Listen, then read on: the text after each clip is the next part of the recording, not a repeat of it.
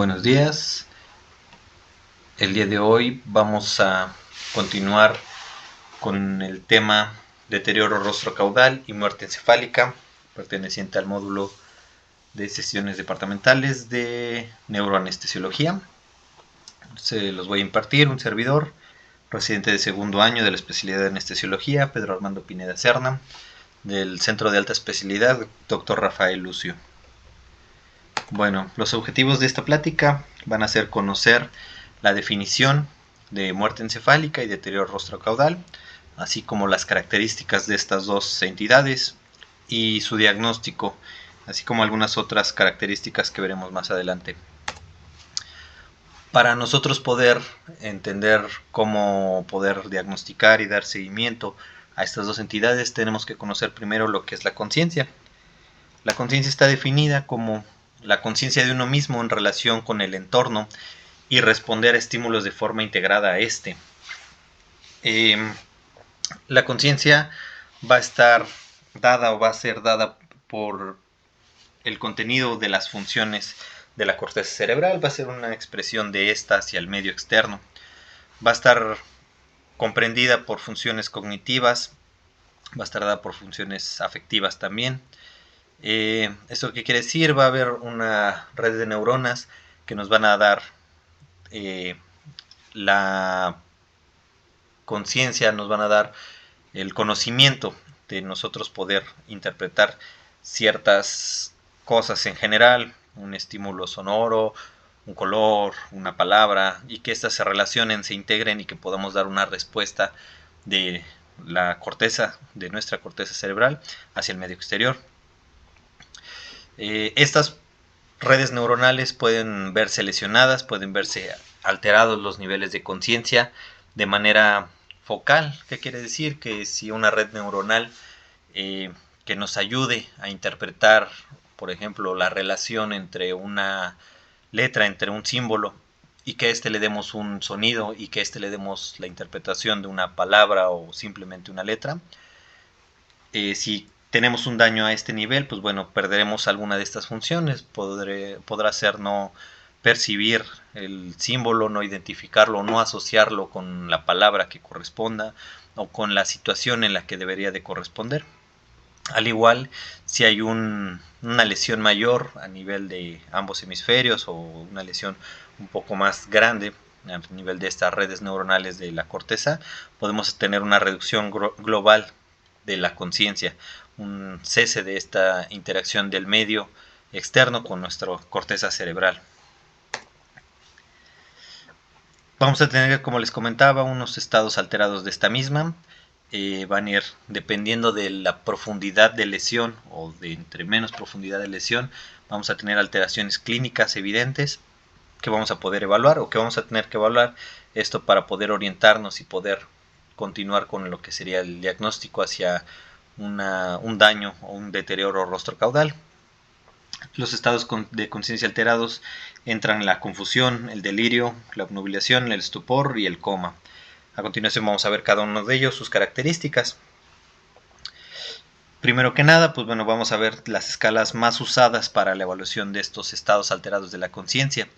Las escalas que ya conocemos desde hace mucho tiempo, la escala de coma de Glasgow, nos evalúa 3 parámetros, les da una puntuación dependiendo del parámetro: ocular desde 1 hasta 4, verbal de 1 a 5 y la respuesta motora desde 1 hasta 6, teniendo un puntaje máximo de 15, siendo el puntaje mínimo de 3.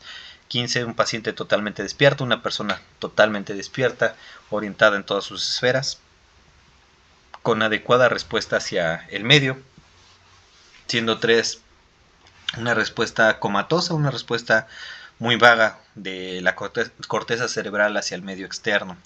Y la escala de Ford, que nos permite evaluar un poco más a profundidad en pacientes que se encuentran en estado de intubación, en alguna situación un poquito más compleja, que estas dos escalas nos van a permitir la facilidad de evaluar de manera sencilla y de manera rápida al pie del paciente, de una manera más efectiva para darle un pronóstico.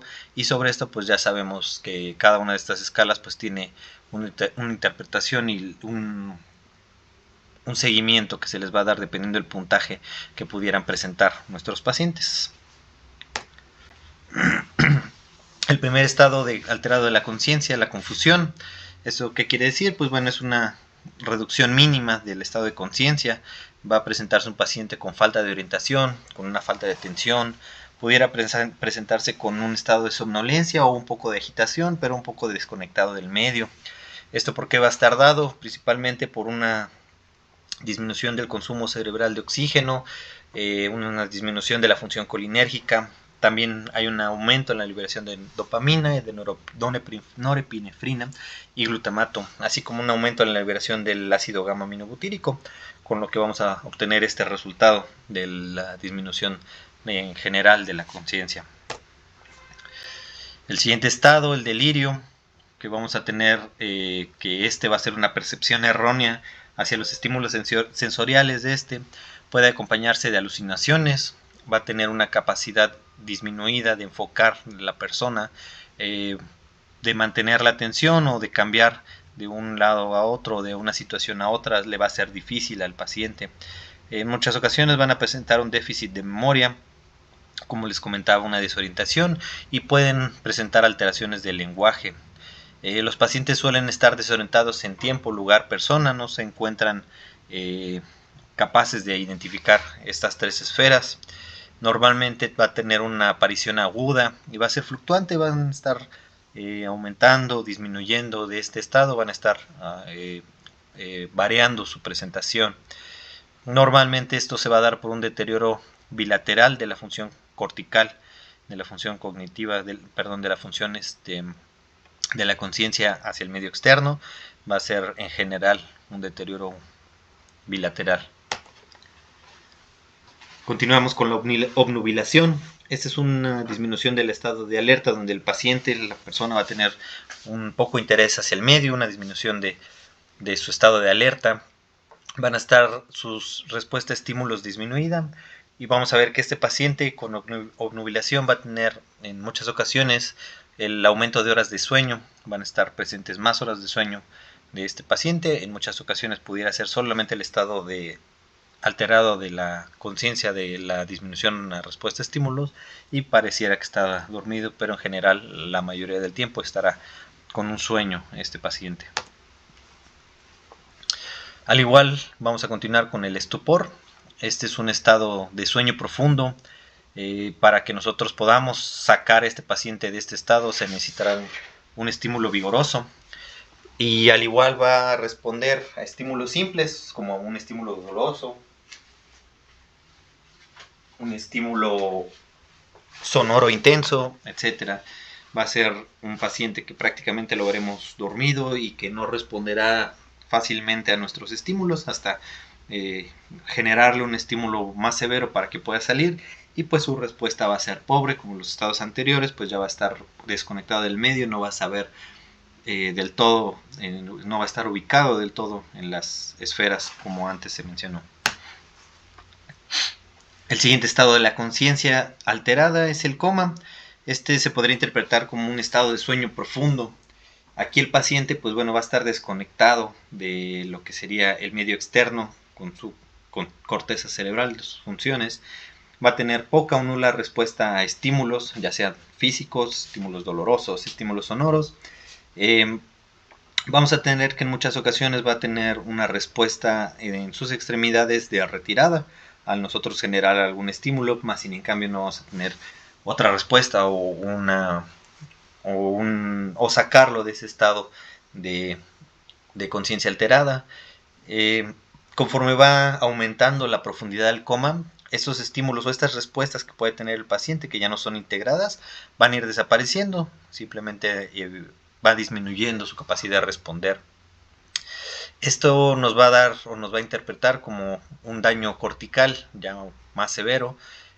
Normalmente puede aparecer un daño en la sustancia blanca, que suele ser difuso, por eso varias partes de la corteza cerebral van a estar desconectadas, y por lo mismo no va a poder integrar una respuesta al paciente. En muchas otras ocasiones, pues bueno, van a ser lesiones del tronco encefálico.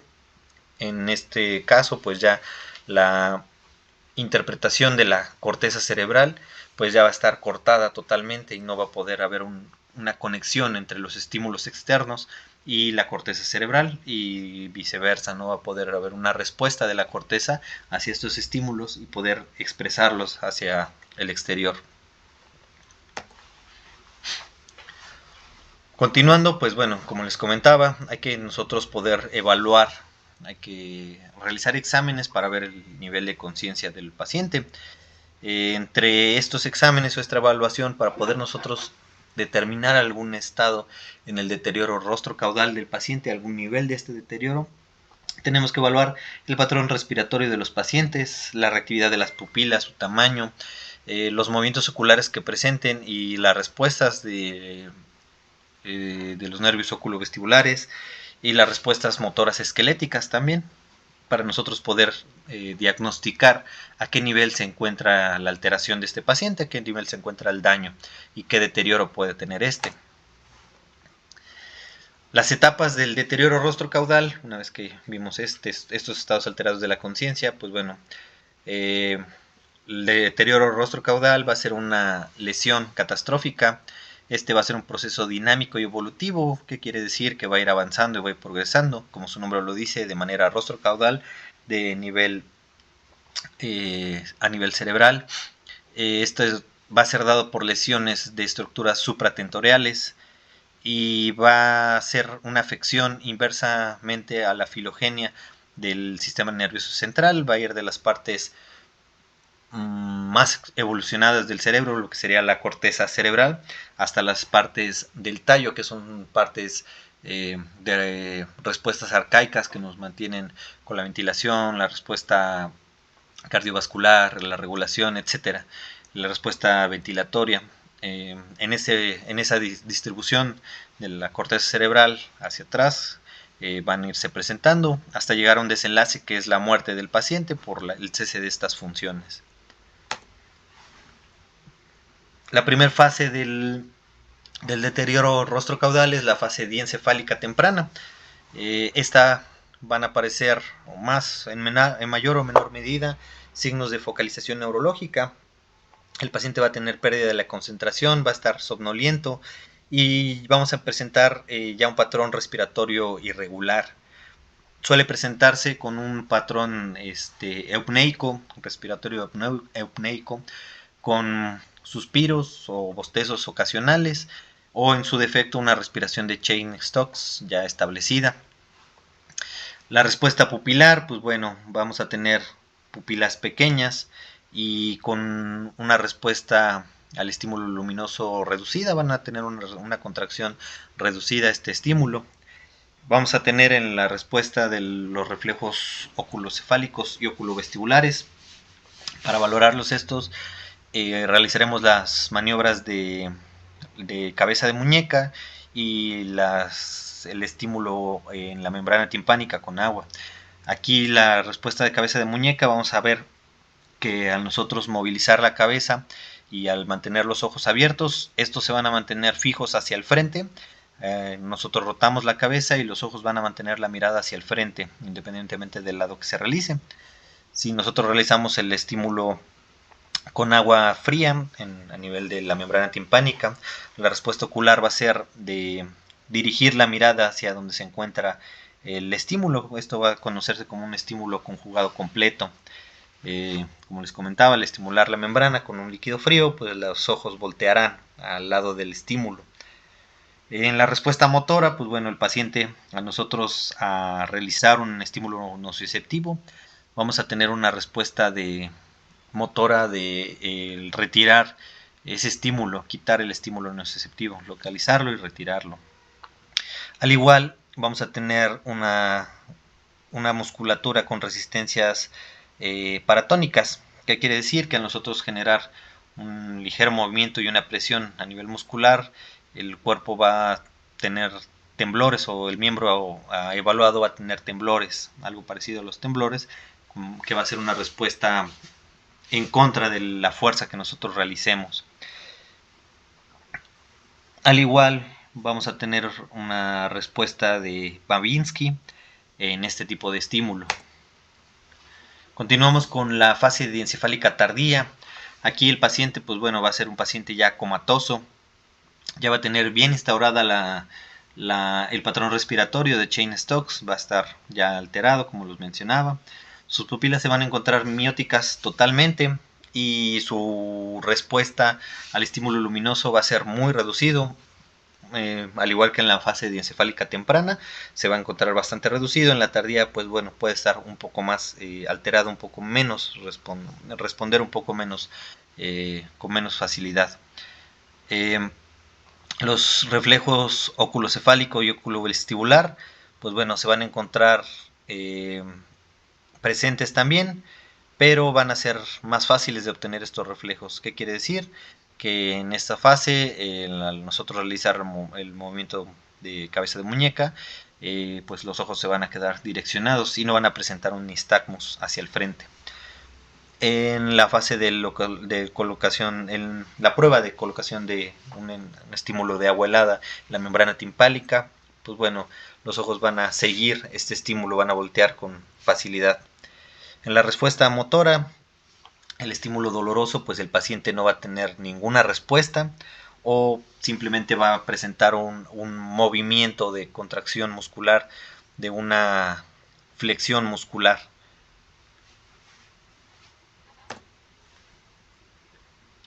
En la fase mesencefálica, la siguiente del deterioro rostrocaudal, pues continuaremos con el paciente que presenta un coma profundo. Las pupilas ya van a perder su reflejo fotomotor, ya no va a estar presente, no vamos a tener una contracción pupilar. Va a tener una hiperventilación el paciente, esto quiere decir que va a haber una parte protuberancial. Va a ser esta hiperventilación regular y sostenida. En algunas ocasiones se llega a presentar todavía la respiración de Cheyne-Stokes, pero en general ya van a presentar una hiperventilación. Las pupilas ya van a tener una dilatación, van a estar fijas estas pupilas, como les comentaba, no va a haber una respuesta al estímulo luminoso. Los reflejos oculocefálicos, la maniobra de cabeza de muñeca, pues bueno, vamos a tener que este reflejo va a estar deteriorado, los ojos ya no van a continuar viendo de manera recta, de manera fija hacia el frente, sino que van a disociarse, uno verá para un lado, otro para otro.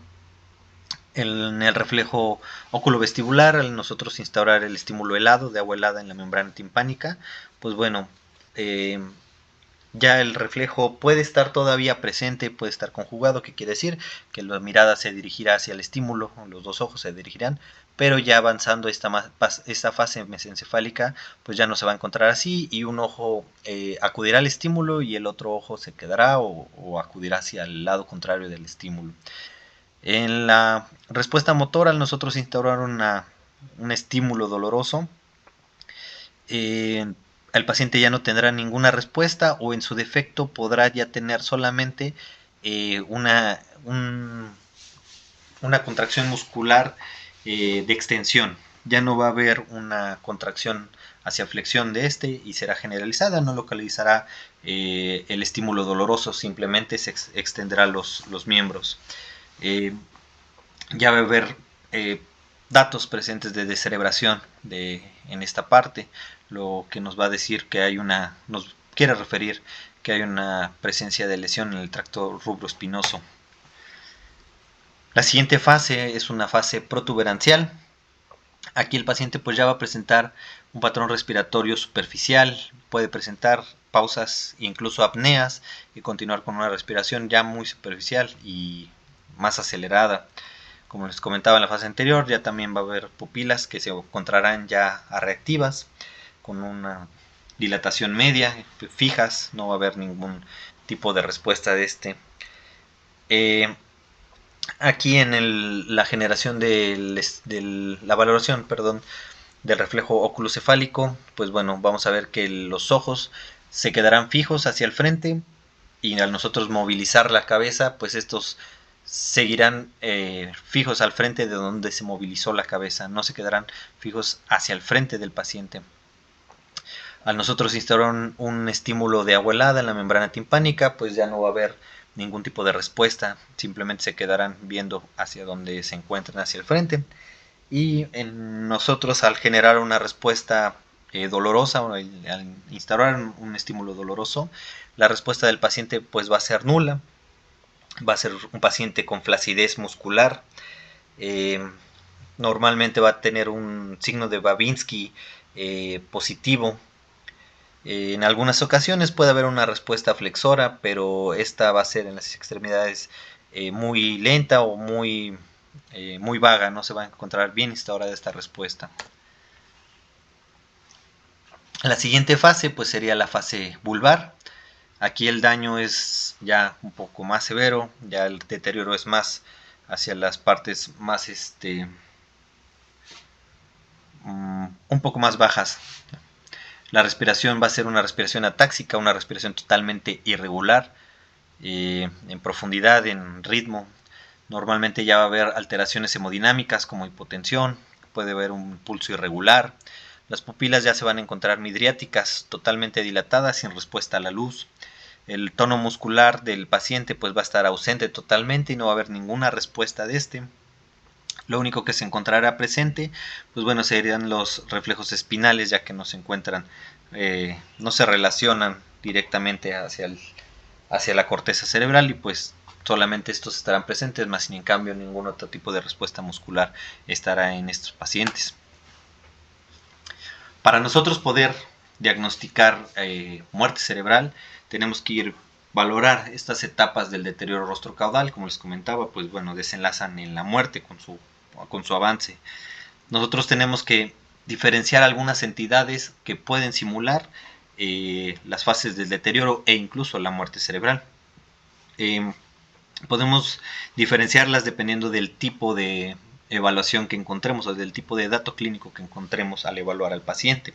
Por ejemplo, en una dilatación pupilar, que nosotros tengamos un paciente con dilatación pupilar, que pensemos en algún tipo de deterioro, pues bueno, hay que dividir este diagnóstico, diferenciarlo de algún aneurisma que pudiera presentar una compresión del nervio oculomotor, alguna neuropatía del tercer par craneal, alguna disfunción cortical o diencefálica, que no sea alguna lesión que ocasione deterioro rostrocaudal, o incluso las crisis convulsivas que pueden presentar este dato.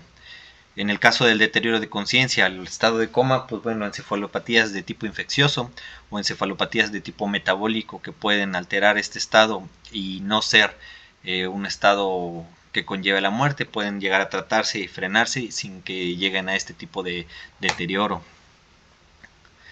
Continuando y con el desenlace de lo que sería el deterioro rostrocaudal, pues es la muerte encefálica.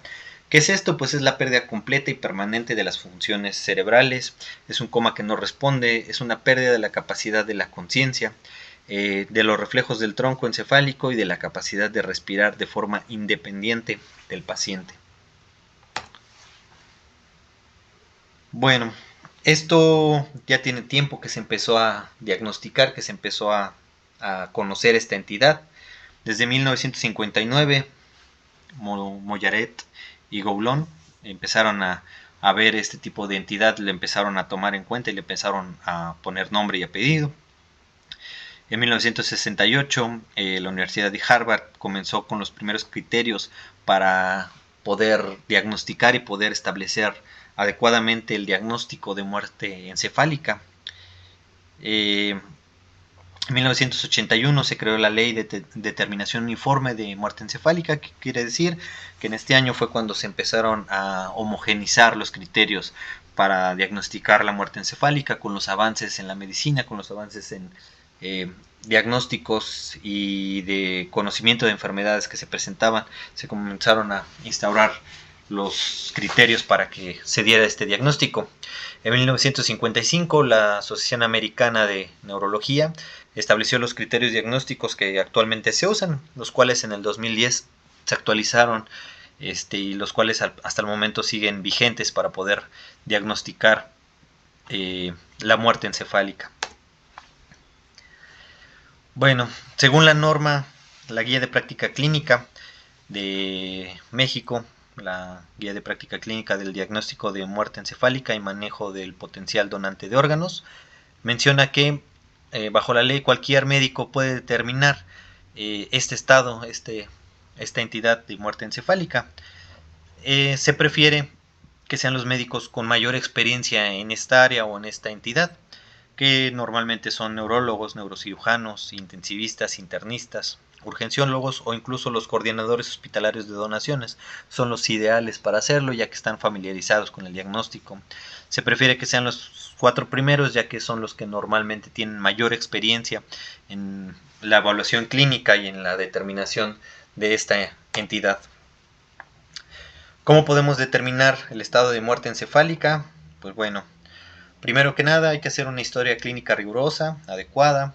Hay que tener una etiología que conlleve o que la misma pueda conllevar al diagnóstico de muerte encefálica y algún estudio de neuroimagen asociado a la patología que pueda asociarse al diagnóstico de muerte encefálica por su evolución.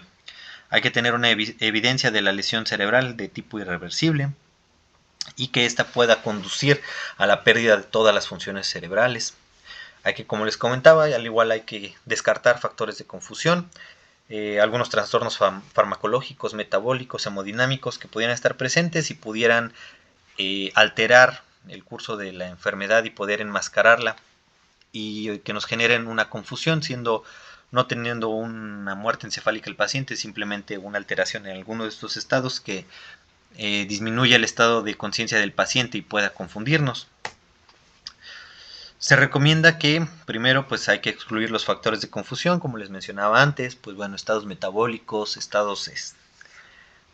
algún tipo de enfermedad infecciosa en el nivel nervioso central, que nos puedan generar algún diagnóstico o alguna clínica parecida a este diagnóstico. Que sea un diagnóstico neurológico capaz de resultar en muerte encefálica, el que conlleve a la sospecha de esta condición. Como les comentaba, que se presenten evidencias de neuroimagen que puedan conllevar a esta entidad. Como les comentaba, al igual hay que mantener un estado hemodinámico en general, una temperatura central mínima de 36 grados, que no sea algún otro factor, una tensión arterial sistólica de 100 milímetros de mercurio o una presión arterial media que tenga un mínimo de 90 milímetros de mercurio para poder descartar una causa hemodinámica en esta parte.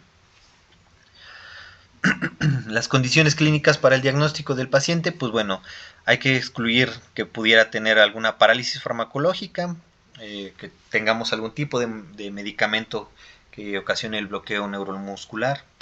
Debe excluirse esto mediante el TOF, la monitorización de estímulo muscular. Principalmente se debe de tomar en cuenta el estudio de doble ráfaga, double burst, para poder nosotros diagnosticar que no sea una parálisis farmacológica. Hay que ver que no contenga el paciente o que no esté bajo tratamiento con fármacos que puedan ser depresores del sistema nervioso central.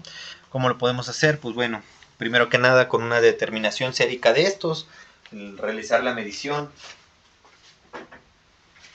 de concentraciones séricas de fármacos que puedan estar presentes, que puedan ocasionar una depresión del sistema nervioso central, pues es una buena práctica. Al igual, si es que está presente o si se tiene la sospecha y no se puede confirmar, pues permitir que pasen 5 vidas medias del fármaco, 5 vidas medias de eliminación de para nosotros poder, ya sea si se confirmó, pues poder descartar que sea una causa, y si no está confirmado, pues para poder descartar una posible causa de este tipo. Igual una alcoholemia en sangre que tenga menos de 80 miligramos por decilitro de para poder nosotros sospechar o quitar la sospecha de una intoxicación alcohólica.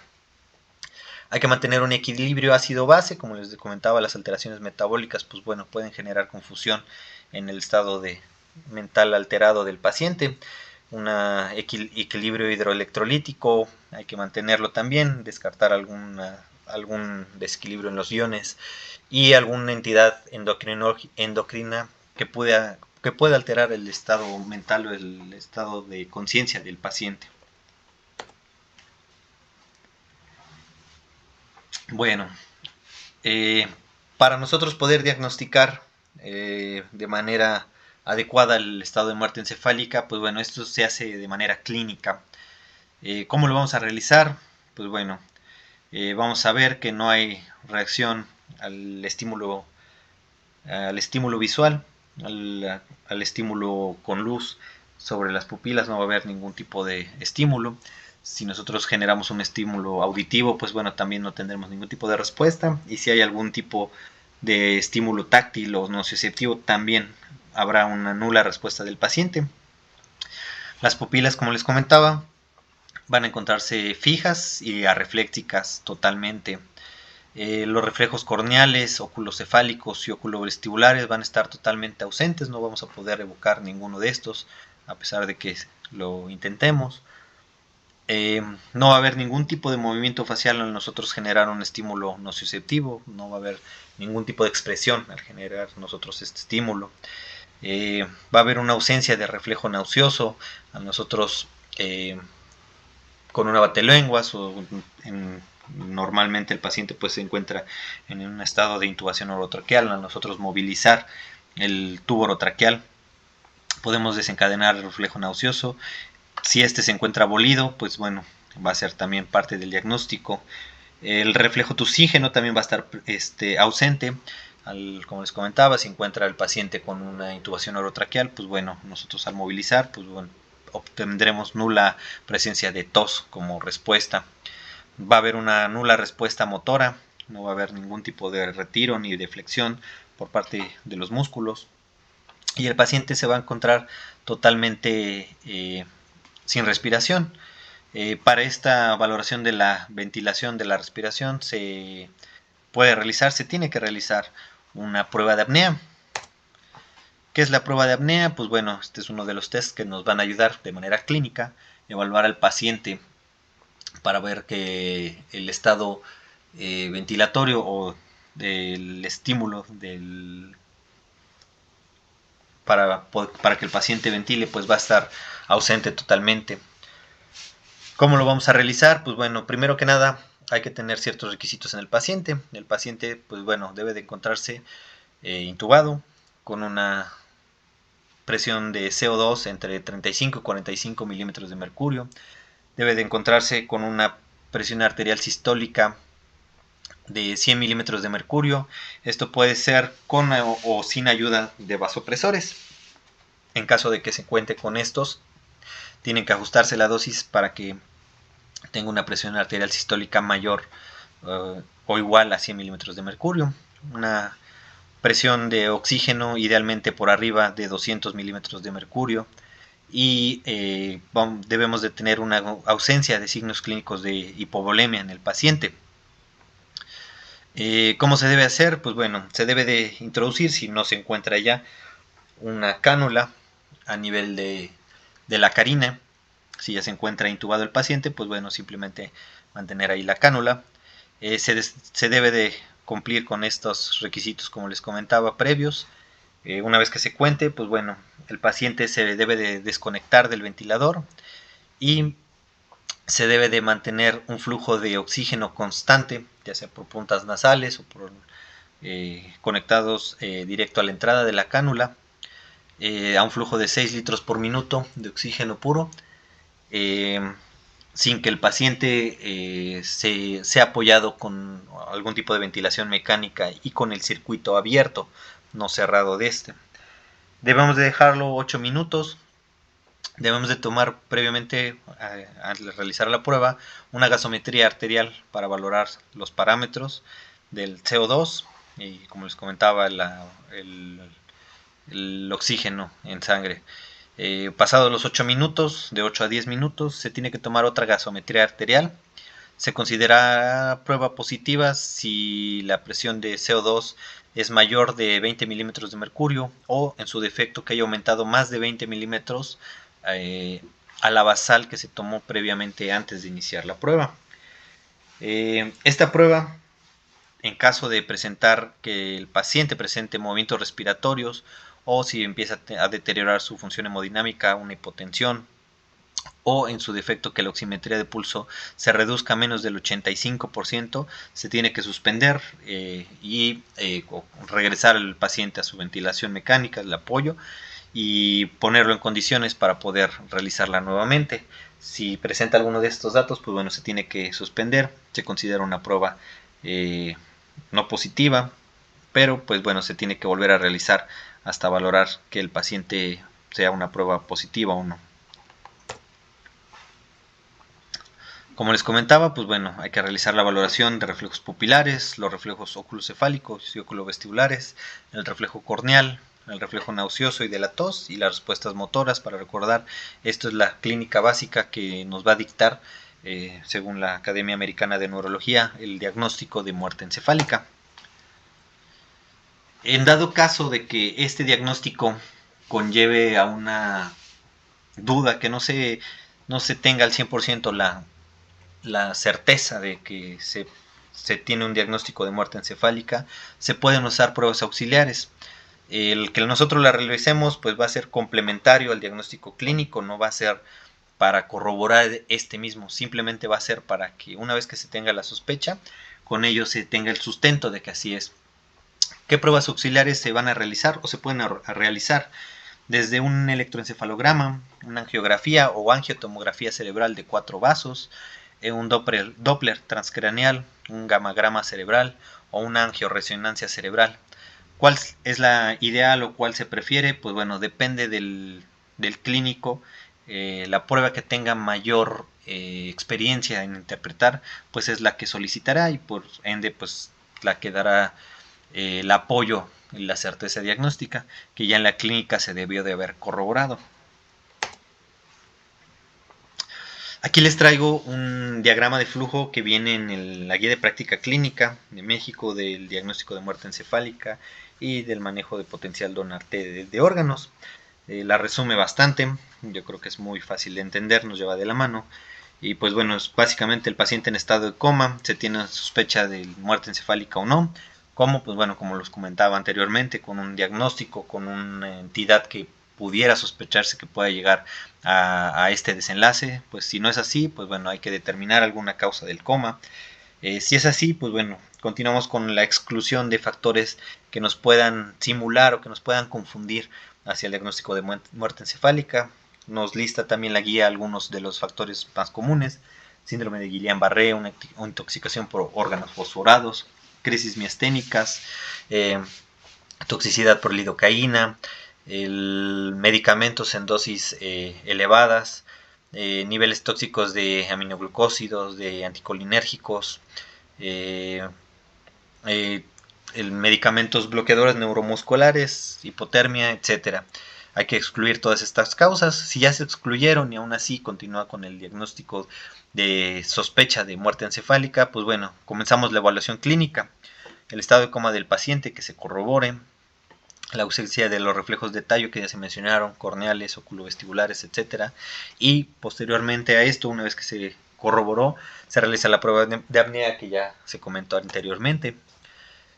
Una vez que todo esto fue positivo, pues bueno, se tiene el diagnóstico clínico de muerte encefálica.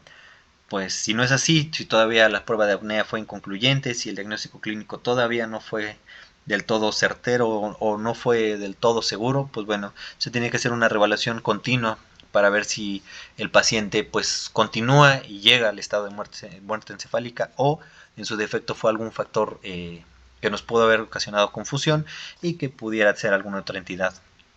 Si ya se confirmó el diagnóstico, pues bueno, se puede realizar un estudio complementario que nos dé una corroboración del diagnóstico ya establecido de manera clínica, simplemente para apoyarlo de esto. Y pues bueno, ya con esto pues se confirma el estado de muerte encefálica. Si es así, pues bueno, la guía de práctica clínica continúa el algoritmo para el tratamiento del potencial donante de órganos y cómo va a seguir los pasos para poder percibir de este.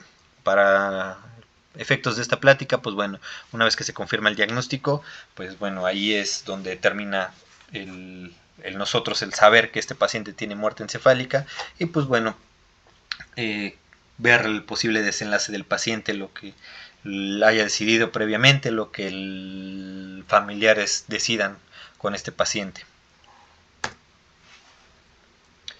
Al igual, la guía de práctica clínica nos da una lista de cotejo, no entraré mucho en detalles, se encuentra aquí, la pueden consultar también en la guía de práctica clínica, donde nos va pasando de la mano para corroborar como tal el diagnóstico de muerte encefálica, desde los requisitos, el paciente que esté en coma de estadio irreversible con una causa que se conozca y que pueda desencadenar en este estado, que tenga los estudios de neuroimagen, la ausencia de factores de confusión.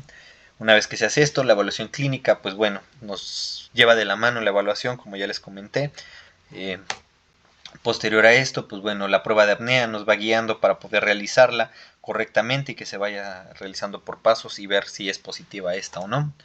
Y al final, pues bueno, los estudios diagnósticos que se realizan. Como les comentaba, solo la guía lo menciona, solo se requiere la realización de uno de ellos y debe solicitarse por el médico tratante. Como les comentaba, pues bueno, ¿cuál va a ser el de elección? Idealmente el que el médico tratante tenga mayor experiencia interpretando. Otro apartado, como les venía comentando anteriormente, la guía lo menciona, los estudios auxiliares serán de primera línea solo en el caso de que el examen clínico no aporte la información necesaria para el diagnóstico de esta entidad de muerte encefálica, o cuando la prueba de apnea no se realice por alguna contraindicación o porque sea abortada en dado caso y que no se quiera realizar la evaluación clínica o no se pueda realizar por algún motivo la evaluación clínica continua. Estas serían las únicas indicaciones de primera línea, realizar el estudio de imagen o el estudio electroencefalográfico, etcétera. Si no es así, pues bueno, lo que queda nada más sería como apoyo a estos estudios de imagen. Y pues bueno, en conclusión, estas entidades pues son entidades a las cuales nos enfrentamos muy comúnmente, son entidades a las cuales debemos de conocer por el hecho de que pueden ser los pacientes potenciales donadores o porque puedan confundir los diagnósticos y pudieran ser algún otro tipo de entidad la cual se confunda. Entonces debemos de conocer a profundidad estas dos entidades para poder nosotros dar un diagnóstico adecuado, un manejo adecuado y en dado caso, pues bueno, diferenciar de algún otro tipo de entidad y no caer en la confusión ni en algún tipo de negligencia. Y pues gracias por su atención. Eso sería todo de mi parte.